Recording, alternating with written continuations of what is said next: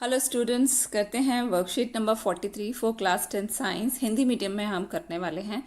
12 अक्टूबर की ये वर्कशीट है, यानी कि इस वीक की आपकी सबसे पहली वर्कशीट।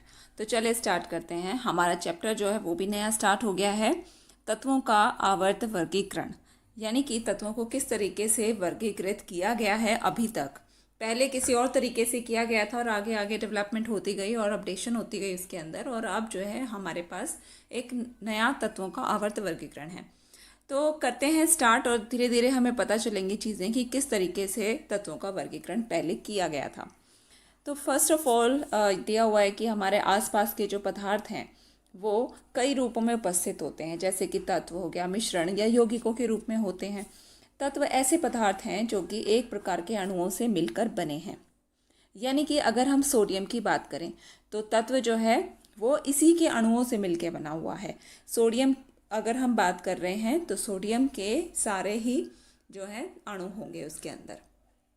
अगर हम सोने की बात कर रहे हैं या मैग्नीशियम की, तो ये अलग अलग तत्व हैं और ये अपने अपने अणुओं से ही मिलके बने हुए होंगे। अभी तक 118 तत्व ज्ञात हैं और इनमें से केवल 98 यानी कि 98 तत्व जो हैं वो प्राकृतिक रूप में पाए जाते हैं। वर्गीकरण की आवश्यकता क्यों पड़ी? तो सबसे पहली बात तो ये कि वर्गीकरण क्यों किया जाता है। किसी भी चीज़ के लिए अगर हम वर्गीकरण करते हैं, आपकी क्लासेस बनाई जाती हैं, वो भी इसीलिए बनाई जाती हैं ताकि सारी चीज़ें सुव्यवस्थित ढंग से होती रहें। तो तत्वों को वर्गीकरण करने का मकसद भी यही था कि तत्वों को सुव्यवस्थित ढंग से पढ़ने के लिए तथा उनके अध्ययन को आसान बनाने के लिए उन्हें वर्गीकृत किया गया था। और सबसे पहले जो ज्ञात तत्वों को धातु और अधातु में वर्गीकृत किया गया, लेकिन बाद में जैसे जैसे तत्वों और उनके गुण धर्मों के बारे में हमारा जो ज्ञान है वो बढ़ता गया, वैसे वैसे उन्हें वर्गीकृत करने के प्रयास किए गए और अलग अलग वर्गीकरण के लिए बनाया गया। ठीक है, अब आती है बात, सबसे पहले डॉबरनायर का ट्रिक था। उन्होंने किस तरीके से वर्गीकृत किया उस टाइम के जो जाने गए जितने भी एलिमेंट्स थे, जितने भी तत्व थे उनको। तो सन 1817 में डॉबरनायर ने, एक जर्मन विशेषज्ञ थे ये, इन्होंने समान गुण धर्म वाले तत्वों को, जिनके एक जैसे गुण धर्म थे, उन सभी तत्वों को समूहों में व्यवस्थित करने की कोशिश की।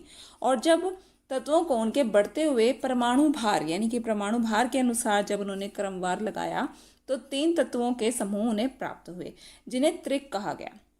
ठीक है, तो त्रिक इसलिए कहा गया क्योंकि वो 3 तत्वों का समूह था। त्रिक के मध्य तत्व का परमाणु भार अन्य 2 तत्वों के परमाणु भार का माध्य होता है। तो उन्होंने किस तरीके से किया, जैसे यहाँ पे डॉबरनायर का त्रिक दिया गया है, इसमें आप देख रहे होगे लिथियम, सोडियम और कैल्शियम है। ये एक त्रिक बन गया। त्रिक यानी कि 3 तत्वों का समूह।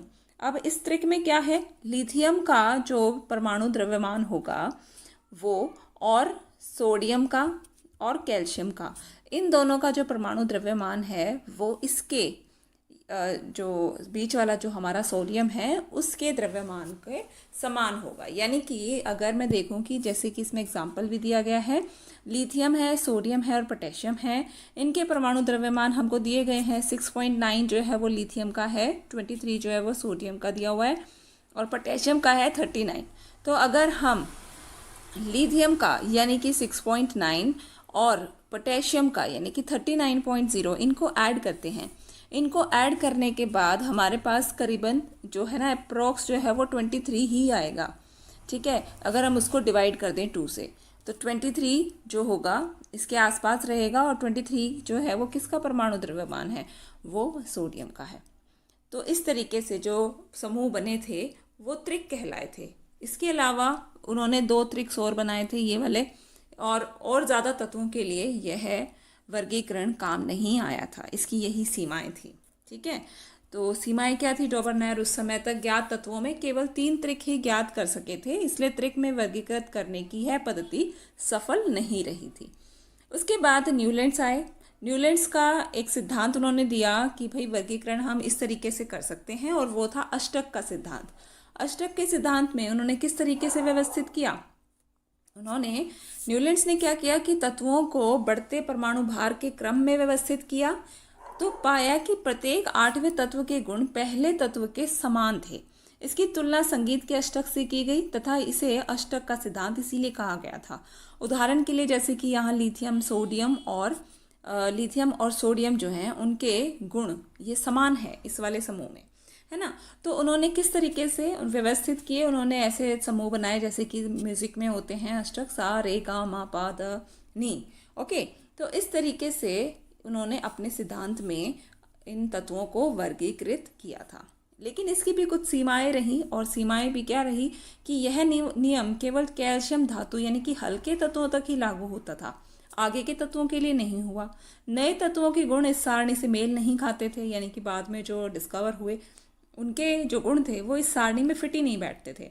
सारणी में तत्वों को समंजित करने के लिए न केवल दो तत्वों को एक साथ रखा गया, बल्कि असमान तत्वों जिनके गुणों में कोई समानता नहीं थी एक स्थान में रख दिया। तो ऐसी भी बहुत सारी इसमें लिमिटेशंस रही कि जब मेल ही नहीं खा रहे हैं तो उनको ज़बरदस्ती जो वो फिट हो गए हैं वहाँ पे, तो ऐसी भी चीज़ें आई। लेकिन जब बाद में और डिस्कवर होते गए ना एलिमेंट्स और तत्व हम इसको बोल सकते हैं हिंदी में, तो क्या हुआ कि बाद में परेशानी आने लगी, फिर ये पद्धति भी असफल रही।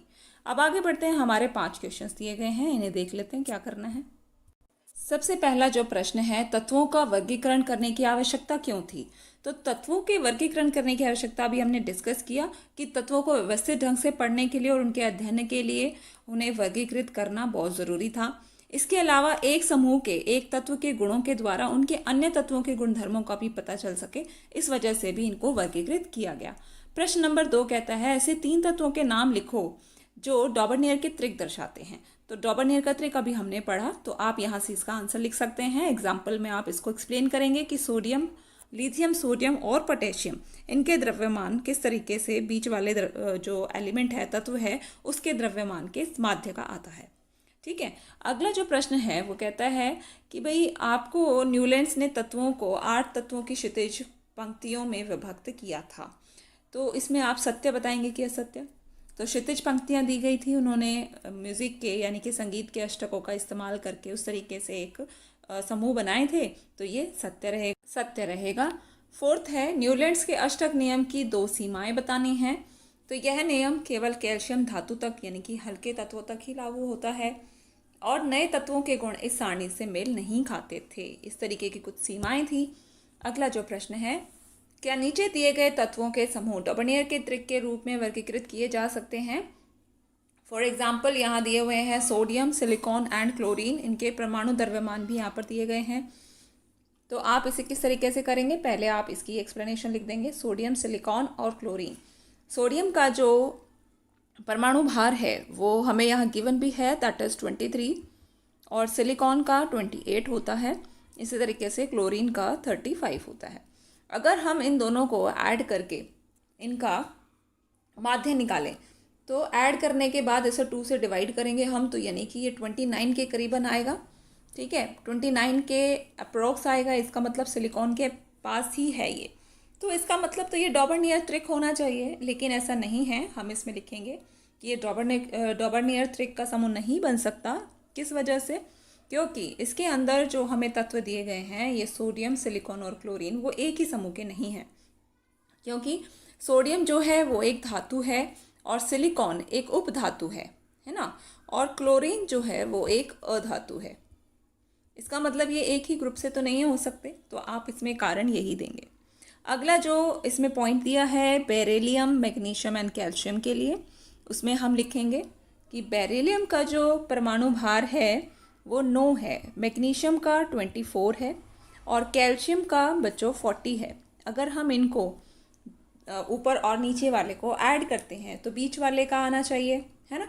तो यहाँ पे हमें प्राप्त होगा 9 + 40 यानी कि 49, एंड 49 को 2 से डिवाइड कर देंगे हम, तो वी विल गेट 24.5, यानी कि बिल्कुल मैग्नीशियम के आसपास ही आता है। तो हम इसको डॉबरनियर के त्रिक में शामिल कर सकते हैं। तो इसमें उत्तर आ जाएगा हाँ। ओके, तो सत्यापित करके दिखाना है, तो इसमें आप ये एक्सप्लेनेशन दे सकते हैं। तो स्टूडेंट्स, ये आपकी आज की वर्कशीट है, इसे जल्दी से करके सबमिट कीजिए अपने टीचर्स को, समझ के कीजिएगा ज़रूर, और नोट्स बनाना मत भूलिएगा। जल्दी ही आपको चैनल पर सब्जेक्ट वाइज आपकी चैप्टर वाइज वीडियोज़ जो हैं वो आपको मिल जाएंगी, तो आप उनसे देख के अपने नोट्स कंप्लीट कीजिएगा।